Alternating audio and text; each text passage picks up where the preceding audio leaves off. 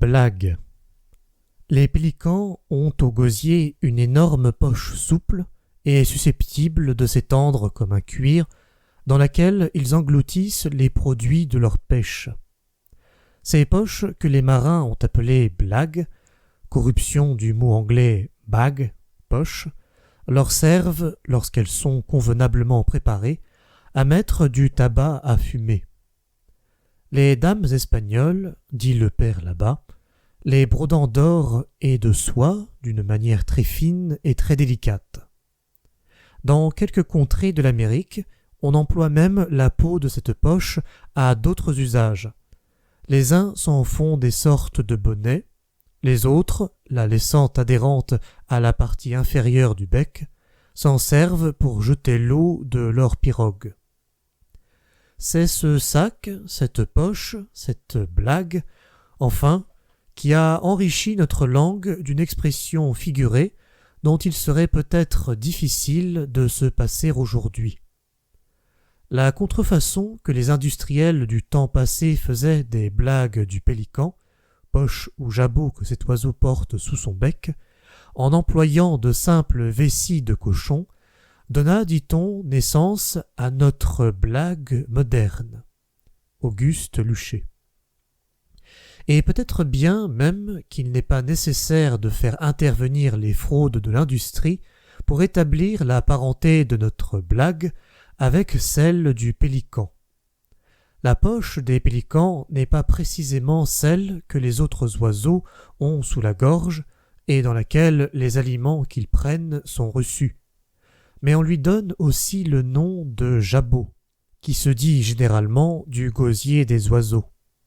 Or, puisqu'on a fait de ce dernier mot le verbe jaboter, qui signifie jaser, babiller, comme des volatiles qui ont rempli leur jabot, on a bien pu, par analogie, former le verbe blaguer de ce mot blague, qui désigne le jabot du pélican. Monsieur Burnouf a dit « Le langage d'un blagueur est plein de vent comme une vessie gonflée. » Et c'est là, en effet, qu'est le point de départ. Mais il y a longtemps déjà que blague ne signifie plus simplement propos vide de sens ou mensonge. Ce mot a pris, en se répandant dans notre société, 1000 nuances délicates qui échappent à la définition, et l'importance du rôle qu'il joue depuis plusieurs années lui permet de braver les mépris des grammairiens. Des exemples seuls peuvent faire sentir les acceptions multiples de ce mot. C'est une blague, façon rapide de dire « Vous avez pris cela sous votre bonnet ». Il a de la blague équivaut à l'expression surannée « il a du bagout », c'est-à-dire de l'entrain, de la gaieté et une grande faconde. Pas de blague a pour synonyme « ne plaisantons pas ». Et nous blaguerons signifie « nous causerons librement, nous dirons tout ce qui nous plaira ». Ce qui a fait surtout la fortune du mot blague, c'est son caractère inoffensif. Il en est de ce mot comme de la conclusion de Sganarelle dans Le médecin malgré lui. Il permet de donner à la vérité une allure légère qui lui enlève tout ce qu'elle pourrait avoir d'offensant. Vous mentez, ce n'est pas vrai, et cela est faux.